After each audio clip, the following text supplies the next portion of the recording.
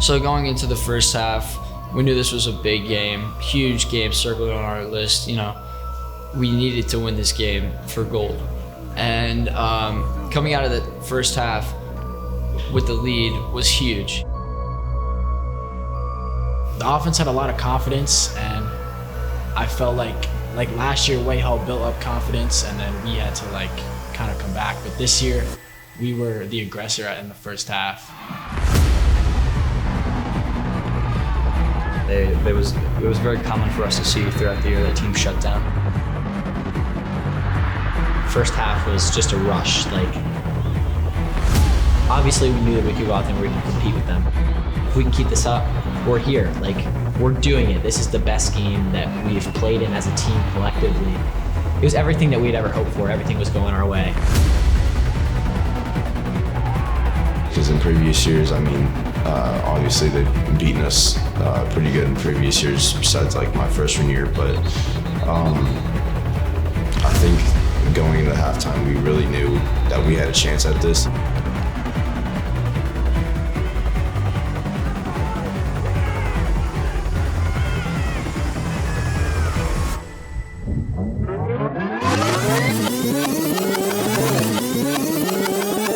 It's our off season right now, so we're in heavy training. So this is the time where we're gonna get our max lifts. We're gonna have the heaviest weight, and the energy is just crazy. So it's a good way to kick off the summer and continue energy and keep building off for the future. We had a lot of same goals from 2022 to 2023, and I think it should be a standard. And one of them is winning a league title and winning a district title. Knowing that we were so close last year to winning the gold, I just wanted to have a gold medal around my neck for the first time. A big goal for me going into the season was, one, to gain a whole lot of weight, get good at what I do, and be a team captain. I think our goals were mainly just we had a lot of revenge in our system.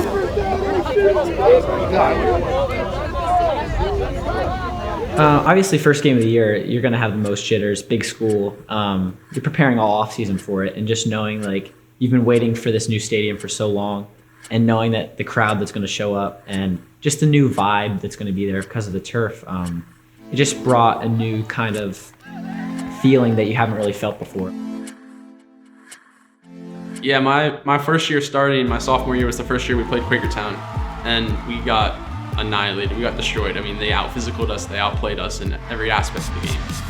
It felt good. Last year we didn't get the outcome that we wanted exactly. So this was as one of our senior goals this year, we had our revenge tour, and this was on the list. We're down 14-7 at halftime. You start thinking oh, maybe it's just not going to happen kind of thing.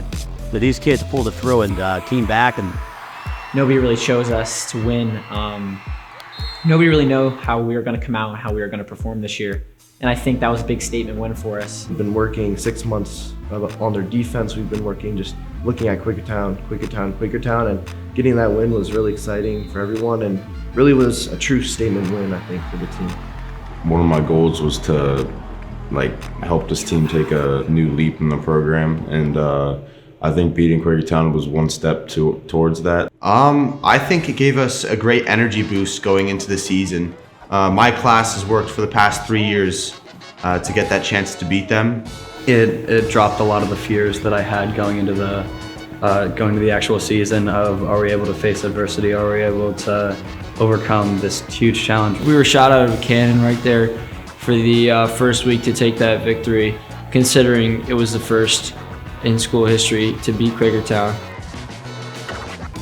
We take the weapons we have and we keep using them over and over, and we find their weaknesses, and the score just keeps racking up.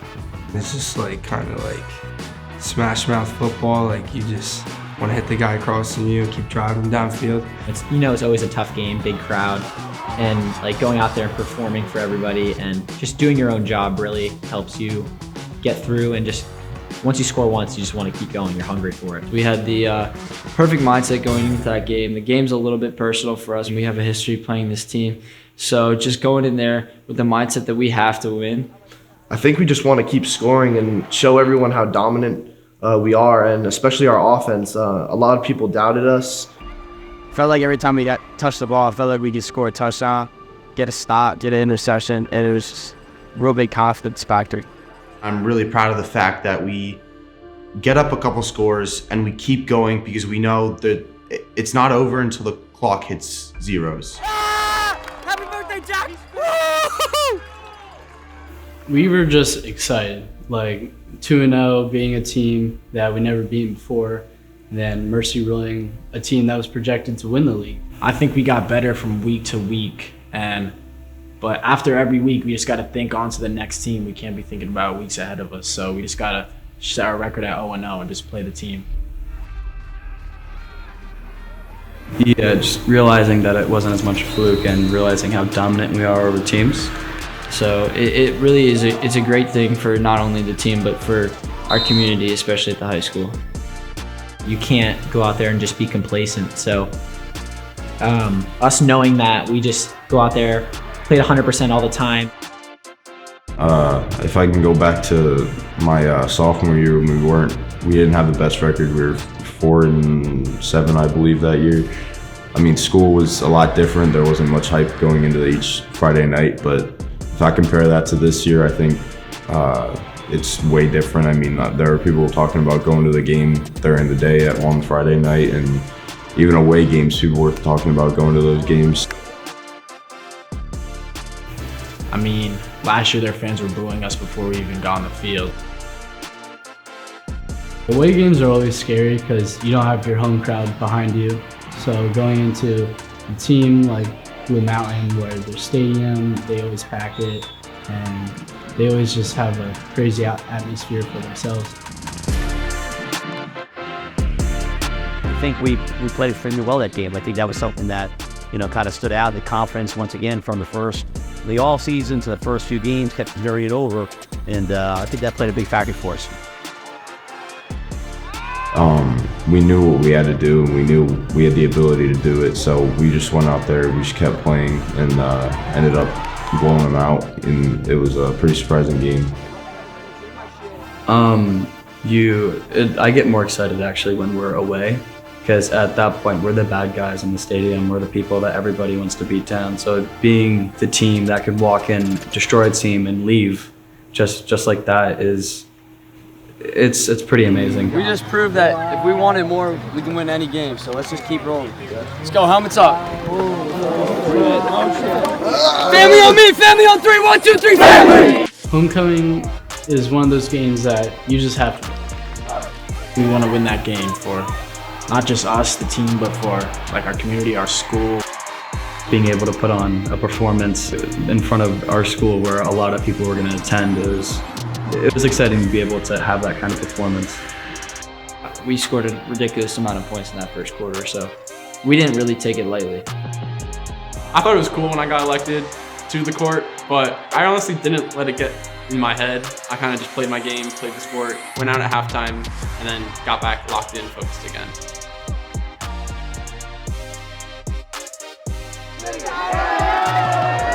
I think Salk and Southern Lehigh will always be a rivalry, regardless of who's up, who's down, who's in the middle. I don't think that'll ever change, just because I think the close proximity. We're not freaking done! We're not done! Prove tonight that you deserve to be 7-0! See, for me, growing up, it was always Southern Lehigh versus Salkin. And I think growing up, we split games every single year. It was that big thing, like everybody's talking back and forth. It's a game you look forward to. The mindset of that rivalry kind of trumps their physical ability. We go into that game with that same mentality, no matter if they're the best team or the worst team on our schedule. Rivalry week is huge. Again, I'm going to relate this back to sophomore year. When we were 0-6, Salkin was our first win. So how could it not be the same thing this year when we're undefeated and they end that winning streak for us?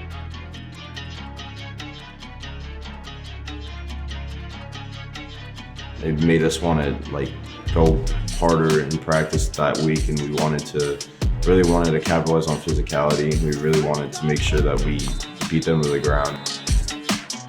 Our mentality the entire week is that we have to beat them.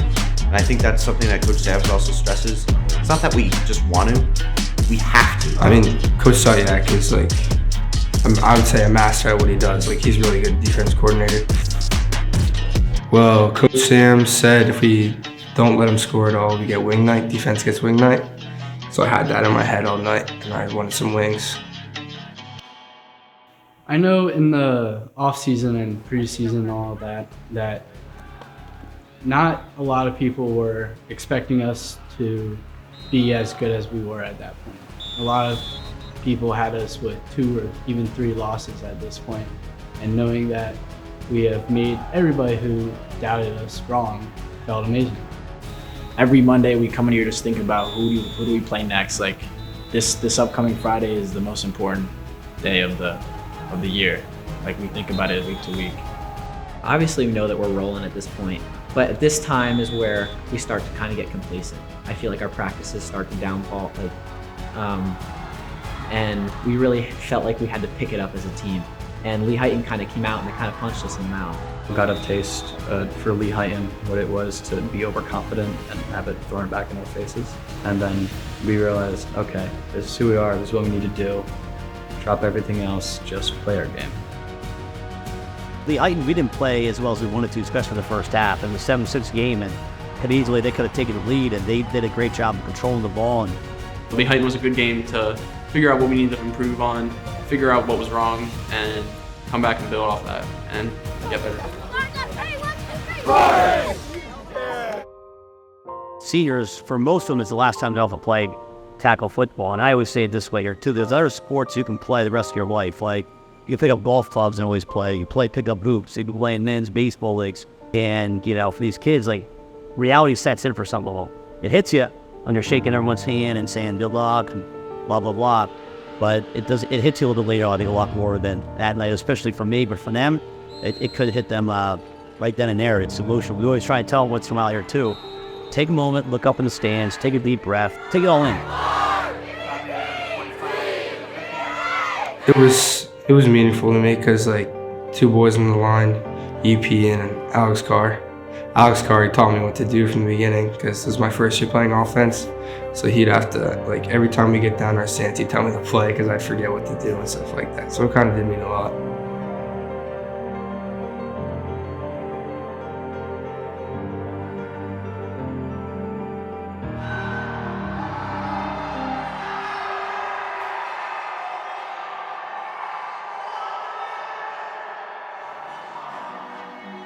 This is the biggest game of the year. We got 4 quarters to play. We play our game.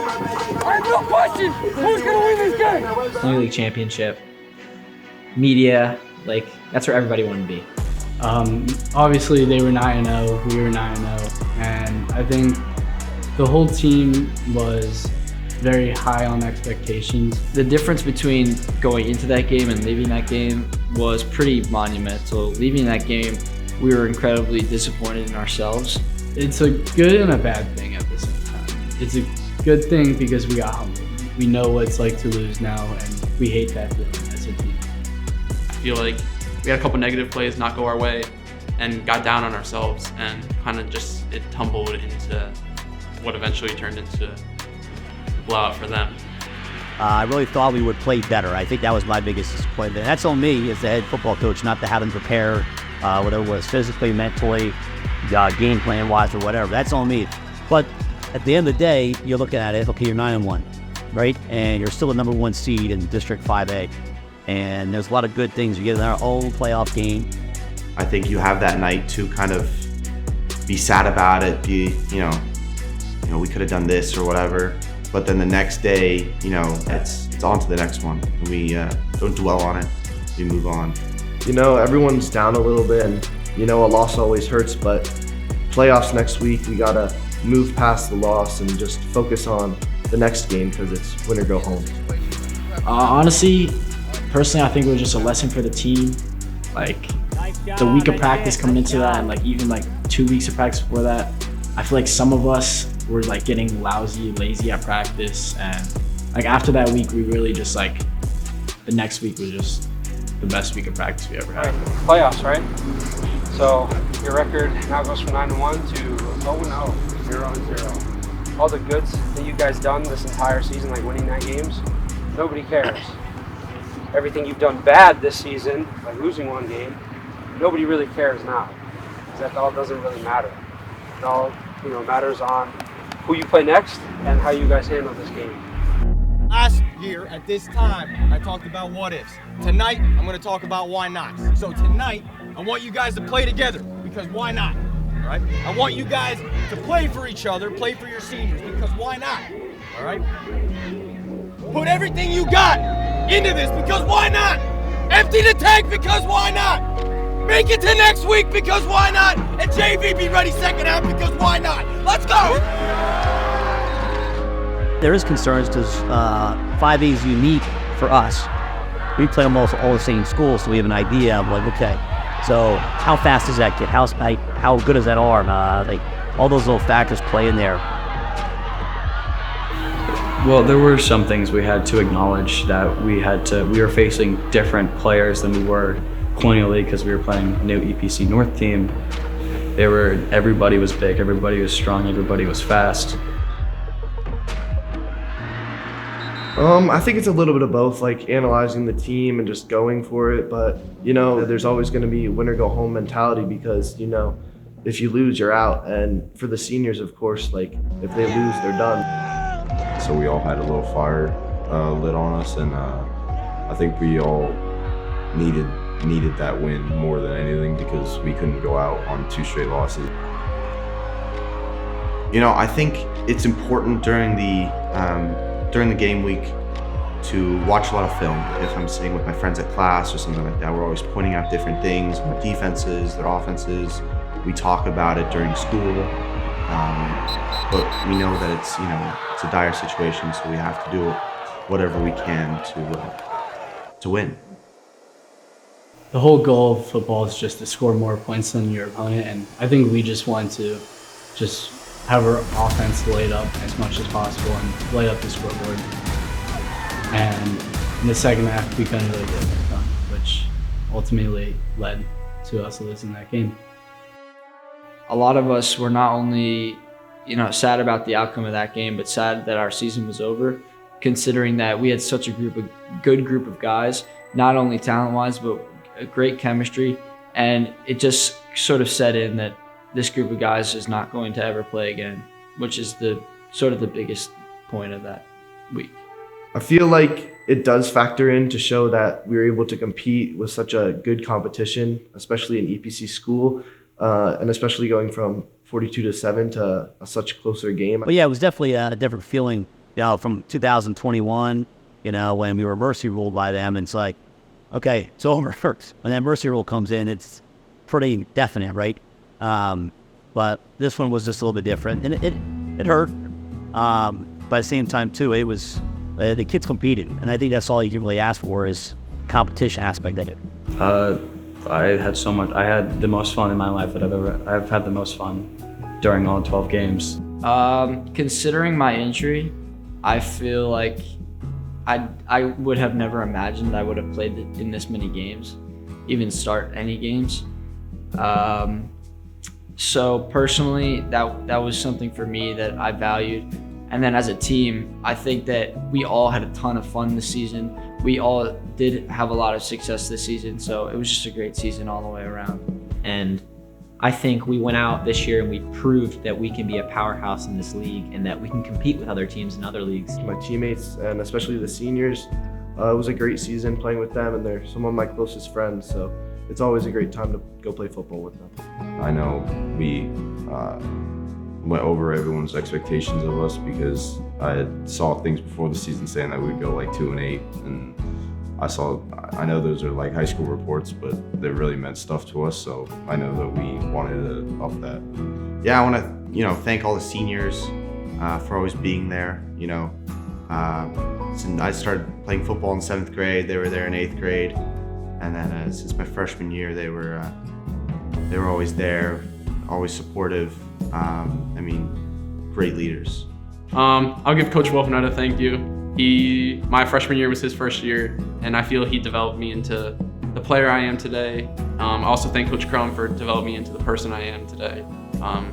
He kind of allowed me to mature and push me in the right direction. Yeah, I just want to thank my teammates. Couldn't have happened without them, always supporting me. I went through a lot this season, last season's. And just having that support really helps. It was just the culture that was built with this specific group of guys was awesome. Obviously my teammates who've been competition who have, whenever I was tired and thinking, I'm like, oh my gosh, I just want to stop, they've been there to be like, hey, get up, we're all in this, keep going. I want to thank my mom for always being there for me and always being my biggest and #1 fan. Huge thanks to my coaches. I couldn't ask for a better group of coaches to motivate us, push us through every practice, every game, and turn us into the young men that we are today. The Booster Club, they're just always there for us. Yeah, the senior class is pretty special. They were freshmen when I got the head job back in 2020, and they went through a lot with COVID and craziness of that season shortened. They went through the craziness of the rough start 2021 to being so close 22 and 23 for league and district championships. And they were great leaders. Like that's one thing I'd like to say is that all different types of leaders in that group. There's vocal leaders. There's leaders by example. They had respect for the locker room. I felt like they had respect by the coaches. I know that too. So it was kind of great to see it. I always say to the kids, it's football.